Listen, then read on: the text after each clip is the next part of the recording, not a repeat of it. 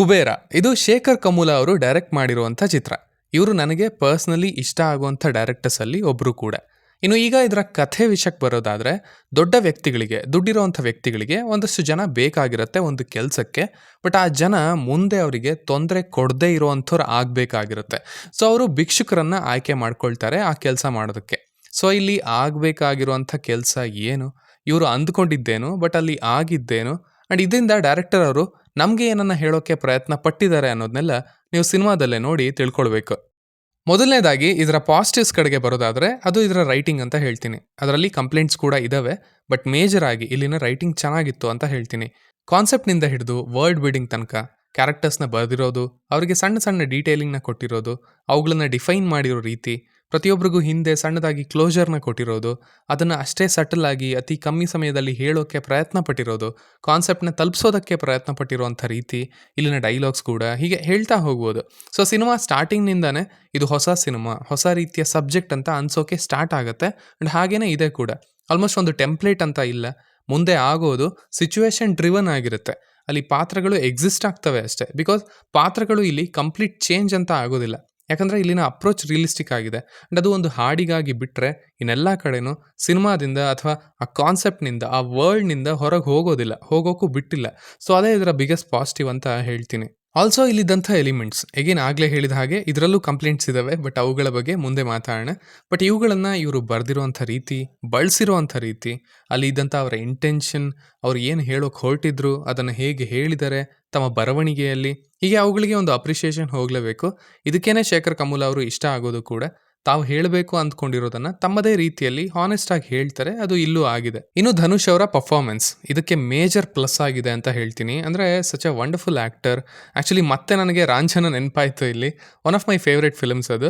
ಅಲ್ಲಿ ಅವರ ಪರ್ಫಾರ್ಮೆನ್ಸಲ್ಲಿ ಒಂದು ಪ್ಯೂರಿಟಿ ಇತ್ತು, ಅದು ನನ್ನ ತಲುಪಿತ್ತು ಕೂಡ ಆವಾಗ. ಆ್ಯಂಡ್ ಅದು ಇಲ್ಲೂ ಮತ್ತೆ ಕಾಣಿಸ್ತು ಅಂತ ಹೇಳ್ಬೋದು.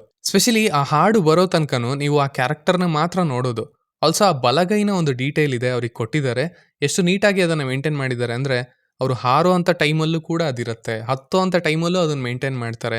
ಅಂದರೆ ಅಲ್ಲಿ ಇವರು ಪರ್ಫಾರ್ಮ್ ಮಾಡಿದ್ದಾರೆ ಅನ್ನೋದಕ್ಕಿಂತ ಹಿ ವಾಸ್ ದಟ್ ಕ್ಯಾರೆಕ್ಟರ್ ಅಂತ ಹೇಳ್ಬೋದು. ಅವರ ಪರ್ಫಾರ್ಮೆನ್ಸ್ ಏನೇ, ಆ ಬಿಲೀವಬಿಲಿಟಿ ಏನು ತಂದಿದ್ದಾರೆ ಆ ಪಾತ್ರಕ್ಕೆ ಅವರು, ಅದೇನೇ ಇಡೀ ಸಿನಿಮಾಗೆ ಒಂದು ದೊಡ್ಡ ಪಾಸಿಟಿವ್ ಆಗಿದೆ ಅಂತ ಹೇಳ್ಬೋದು. ಇನ್ನು ರಶ್ಮಿಕಾ ಅವರು ಹಾಗೆ ನಾಗಾರ್ಜುನ ಅವರು ಇಬ್ಬರೂ ಕೂಡ ಅವರವರ ಪಾತ್ರವನ್ನು ಚೆನ್ನಾಗಿ ನಿಭಾಯಿಸಿದ್ದಾರೆ. ಇನ್ನು ದೇವಿಶ್ರೀ ಪ್ರಸಾದ್ ಅವರ ವರ್ಕ್, ಅವರ ಮ್ಯೂಸಿಕ್ ಒಂದೊಳ್ಳೆ ವ್ಯಾಲ್ಯೂ ಆ್ಯಡ್ ಮಾಡಿದೆ ಸಿನಿಮಾಗೆ. ಎಲ್ಲಿ ಸೈಲೆನ್ಸ್ ಬೇಕು, ಎಲ್ಲಿ ಸಬ್ಜೆಕ್ಟ್ ಬೇಸ್ಡ್ ಆಗಿರಬೇಕು, ಎಲ್ಲಿ ನಿಮಗೆ ಥ್ರಿಲ್ಲರ್ ಅಂತ ಅನ್ನಿಸ್ಬೇಕು, ಹೀಗೆ ಅವರ ವರ್ಕ್ ತುಂಬಾ ಎಲಿವೇಟ್ ಮಾಡಿದೆ ಓವರ್ ಆಲ್ ಸಿನಿಮಾ ಕೊಟ್ಟಂಥ ಎಕ್ಸ್ಪೀರಿಯನ್ಸ್ನ. ಸ್ಪೆಷಲಿ ಆ ಥೀಮ್ ಏನಿದೆ, ಆ ಟ್ರಾನ್ಸ್ ಸಖತ್ ಎಫೆಕ್ಟಿವ್ ಆಗಿತ್ತು. ಸಿನಿಮಾದಲ್ಲೂ ಅದರ ಪ್ಲೇಸ್ಮೆಂಟ್ ಕೂಡ ಸಖತ್ತಾಗಿತ್ತು. ಇನ್ನು ಇದರ ನೆಗೆಟಿವ್ಸ್ ಕಡೆಗೆ ಬರೋದಾದರೆ, ಆಗಲೇ ಹೇಳಿದ ಹಾಗೆ ಇದರ ರೈಟಿಂಗ್ ಸ್ಪೆಷಲಿ ಕೊನೆ ಹಂತಗಳಲ್ಲಿ ಸ್ವಲ್ಪ ವೀಕ್ ಆಯಿತು ಅಂತ ಅನ್ನಿಸ್ತು. ಅಂದರೆ ನಿಮಗೆ ಆ ಸ್ಕ್ರೀನ್ ಏನೇ ಹೇಳುತ್ತೆ, ಎಷ್ಟು ಸ್ಟ್ರಾಂಗ್ ಆಗಿ ಸಿನಿಮಾ ಸ್ಟಾರ್ಟ್ ಆಗುತ್ತೆ, ಎಸ್ಟಾಬ್ಲಿಷ್ ಆಗುತ್ತೆ, ಬಟ್ ಕೊನೆಯ ಒಂದು ಗಂಟೆಯಲ್ಲಿ ಅದು ತನ್ನ ಹಿಡಿತವನ್ನು ಕಳ್ಕೊಳ್ತಿದೆ ಅನ್ನೋದನ್ನು ನಿಮಗೆ ಆ ಸ್ಕ್ರೀನ್ ಏನೇ ಹೇಳುತ್ತೆ, ಅದರ ಎಡಿಟಿಂಗ್ ಪ್ಯಾಟರ್ನ್ ಏನೇ ಹೇಳುತ್ತೆ. ಏನಾಗಿದೆ ಇಲ್ಲಿ ಅಂದರೆ, ಇಷ್ಟೊಂದು ಎಲಿಮೆಂಟ್ಸ್ ಇದ್ದಾವೆ, ಅಷ್ಟನ್ನು ಎಸ್ಟಾಬ್ಲಿಷ್ ಮಾಡ್ಕೊಂಡಿದ್ದಾರೆ. ಅವುಗಳೆಲ್ಲವನ್ನ ಕ್ಲೋಸ್ ಮಾಡಬೇಕು, ಅದನ್ನು ಡಿಫ್ರೆಂಟಾಗಿ ಮಾಡಬೇಕು. ಬಟ್ ತಾವು ಬಿಲ್ಡ್ ಮಾಡ್ಕೊಂಡಿರೋ ರೀತಿಯಲ್ಲೇ ಆ ಥರದ ಪಾತ್ರದಿಂದನೇ ಮಾಡಬೇಕು. ಸೊ ಅದಕ್ಕೆ ಸಮಯ ಬೇಕು. ಹಾಗಾಗಿ ಅದನ್ನು ತಗೊಂಡಿದ್ದಾರೆ ಮೊದಲಿಗೆ, ಬಟ್ ಅವೆಲ್ಲವೂ ಒಟ್ಟಿಗೆ ಒಂದು ಎಂಡ್ ಆಗುವಂಥ ಟೈಮಲ್ಲಿ ಅವರಿಗೆ ಸಮಯ ಇಲ್ಲ. ಆದ್ದರಿಂದ ಕಂಪ್ಲೀಟ್ ಆ ಎಪಿಸೋಡ್ ಏನೇ ರಶ್ ಆಗಿದೆ, ಅಲ್ಲಿ ಬಿಲ್ಡ್ ಆಗಿದ್ದಂಥ ಎಮೋಷನ್, ಕಾನ್ಸೆಪ್ಟ್, ಅಲ್ಲಿದ್ದ ಆ್ಯಕ್ಷನ್, ಆ ಕ್ಲೋಜರ್ಸ್ ಎಲ್ಲನೂ ಪೇಲ್ ಆಗಿಬಿಡುತ್ತೆ. ಅಂದರೆ ನಿಮಗೆ ನೋಡಿದಾಗ ಅರ್ಥ ಆಗುತ್ತೆ ಆ್ಯಕ್ಚುಲಿ ಏನಾಯಿತು ಅಲ್ಲಿ ಅಂತ. ಲಾಸ್ಟ್ 1 ಗಂಟೆ ಪ್ರೀ ಕ್ಲೈಮ್ಯಾಕ್ಸ್ ನೋಡಿದ್ರೆ ಅವೆಲ್ಲವೂ ಅವರು ಅಂದ್ಕೊಂಡಿರೋಂಥ ರೀತಿಯಲ್ಲಿ ಅಥವಾ ಅವರ ಹಿಡಿತಕ್ಕೆ ಸಿಕ್ಕಿಲ್ಲ ಅನ್ನೋದು ನಿಮ್ಗೆ ಅರ್ಥ ಆಗುತ್ತೆ ಕೂಡ. ಬಿಕಾಸ್ ಕಥೆನೇ ಅಷ್ಟು ದೊಡ್ಡದಿದೆ ಆ್ಯಂಡ್ ಅದರಲ್ಲಿ ಇಷ್ಟೊಂದು ಎಲಿಮೆಂಟ್ಸ್ ಕೂಡ ಬಂದಿದ್ದಾವೆ. ಕೊನೆಯಲ್ಲಿ ಅವನ್ನ ತಂದು ಕೊಡೋದಿದೆಯಲ್ಲ, ಅದು ಕಷ್ಟ ಆಗಿದೆ ಅಂತ ಹೇಳ್ಬೋದು. ಸೊ ಹಾಗಾಗಿ total impact of the movie ಅಲ್ಲಿ ಕಮ್ಮಿ ಆಗಿಬಿಡುತ್ತೆ. ಸ್ಪೆಷಲಿ ಆ ಲಾಸ್ಟ್ 1 ಗಂಟೆಯಲ್ಲಿ ಇದ್ದಂಥ ಸೀಕ್ವೆನ್ಸಸ್ನಿಂದ, ಹಾಗೆ ಅಲ್ಲಿ ರಶ್ ಆಗಿರುವಂಥ ರೀತಿಯಿಂದ. ಸೊ ಸಿಂಪಲ್ ಆಗಿ ಹೇಳೋದಾದರೆ, it's a decent to good watch ಅಂತ ಹೇಳ್ತೀನಿ. ಶೇಖರ್ ಕಮುಲ ಅವರ ಒಳ್ಳೆ ಇಂಟೆನ್ಷನ್ಸ್, ಅವರ ರೈಟಿಂಗ್, ಡೀಟೇಲಿಂಗ್ ಆ್ಯಂಡ್ ಧನುಷ್ ಅವರ ಪರ್ಫಾರ್ಮೆನ್ಸ್ ಎಲ್ಲನೂ ತುಂಬ ಚೆನ್ನಾಗಿ ಕರ್ಕೊಂಡು ಹೋಗುತ್ತೆ ನಿಮ್ಮನ್ನು.